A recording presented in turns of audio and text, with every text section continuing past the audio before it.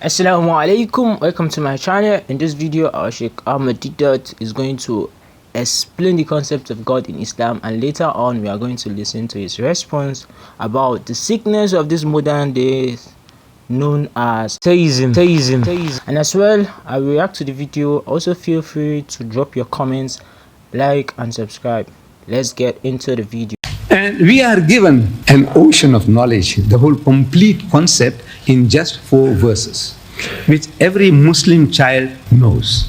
The Surah Ikhlas, the chapter on purity, Ikhlas, we say Kul Huwallah. In these 4 surahs, we are given a concept of God. Every concept, any concept that you can imagine, you come with those ideas of yours. Either these 4 verses, in these 4 verses you'll be able to confirm or reject. There is not a concept that you can think or imagine, which is not covered by these 4 verses. So our Nabi Kareem sallallahu alaihi wasallam, he said, the person who reads Surah Ikhlas, he gets 1/3 the sawab, the blessings of reading the whole Quran.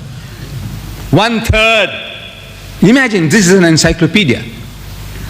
Just reading those 4 verses once, you get 1/3. 3 times you read, you get the sawab of reading the whole Quran. Only 12 sentences, 4 at a time, 4 times 3, 12. Qul huwallahu ahad, Allahu samad, lam yalid wa lam yulad, wa lam yakun lahu kufuwan ahad. Repeat it, and you got the sawab of reading the whole Quran. How do you account for that? How can you account for that? Just reading 12 sentences and you get the blessings of reading the whole book, an encyclopedia. How do you grasp that? Our Nabi Kareem said so. You know what makes it so important?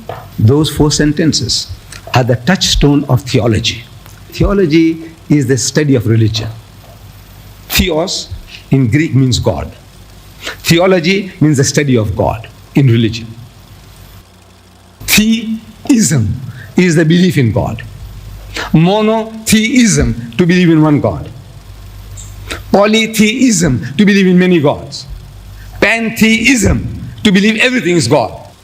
These are theism, theos. A theist who is not a theist, who doesn't believe in God.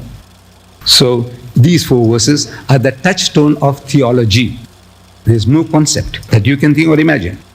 If you are all right with this 4, you have a good idea of what it means, you are safe from any kind of misunderstanding about God. Any kind of misunderstanding, you will be safe with Allah. The right concept, the understanding you have about the 4 verses. Anybody brings you an idea that God is like this, God is like that, within the 4 verses, he said, no, this is rejected. This is rejected. Or this I accept. I accept this. This I reject. This is the touchstone of theology. This is like the touchstone that the jewelers use.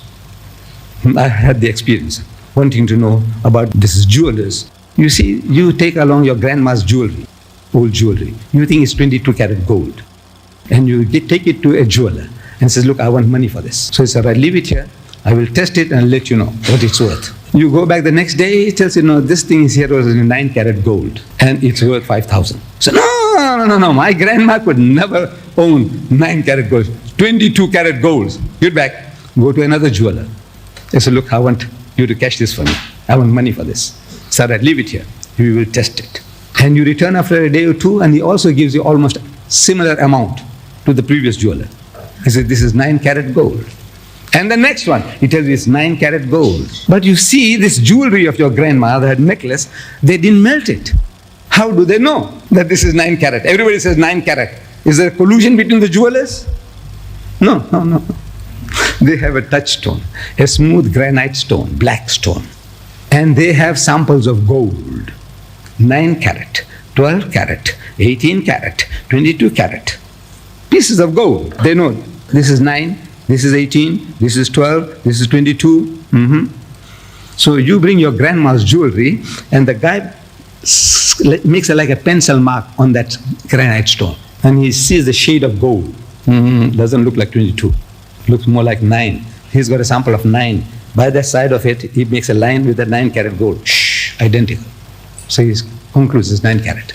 Next jeweler, he says the same. He takes your grandma's jewelry, rubs it on that granite stone, and then he's got the samples, and no, this looks like 12. He said, no, the 12 is too bright. Doesn't match. Tries a 9. He said, this is 9. It's 9. It's 9. touchstone. This is called a touchstone, granite black stone. These 4 verses are the touchstones of theology. Once you have got the right understanding of this, there is Allah, the one and only. Allahu Samad, He is eternal, absolute. Lam yalid wa lam yulad, He does not beget and is not begotten. Wa lam yakun lahu kufuwan ahad, and there's nothing like unto Him that can be imagined.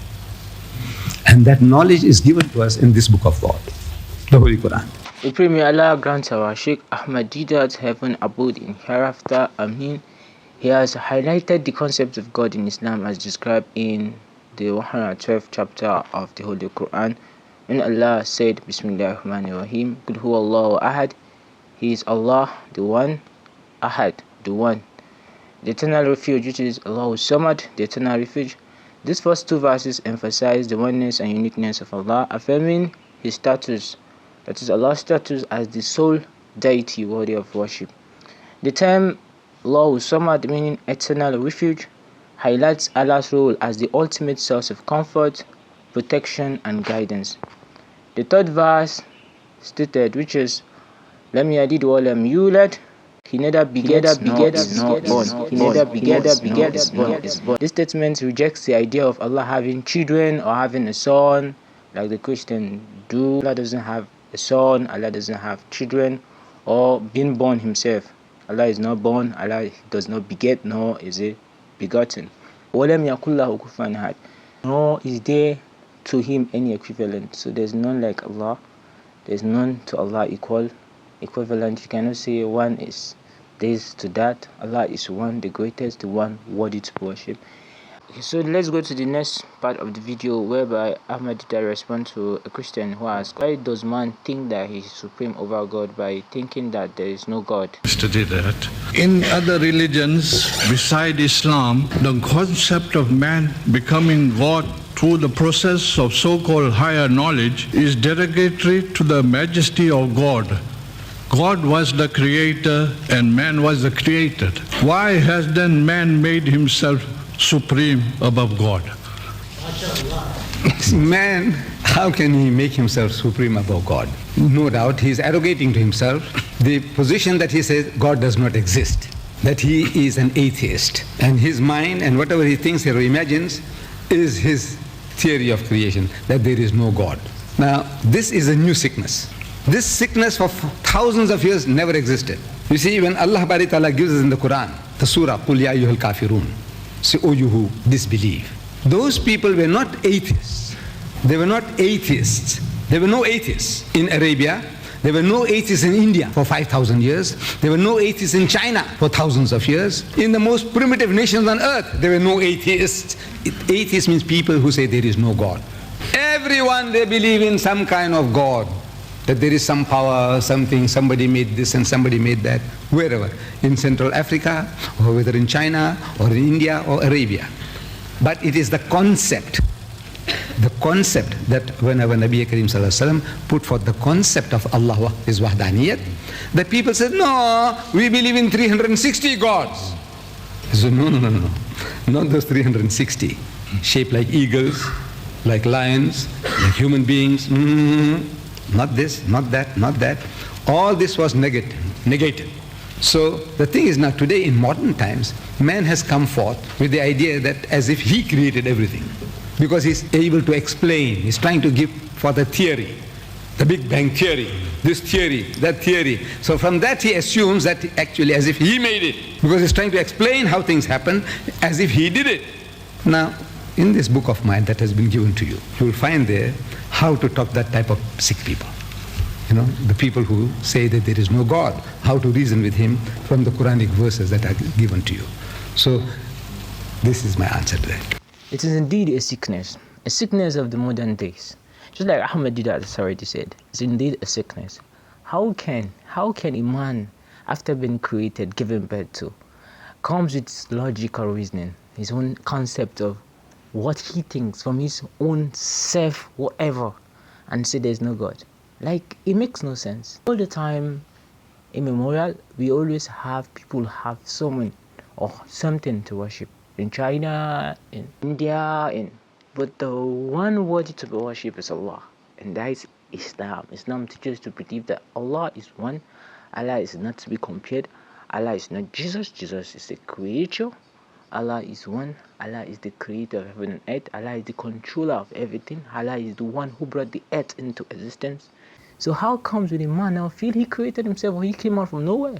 For a created thing to exist, there should be a creator. And the creator created everything. Allahu Akbar. May Allah guide us. If you enjoyed this video, I want you to hit the subscribe button. Don't forget to like and comment and share this video. May Allah guide you.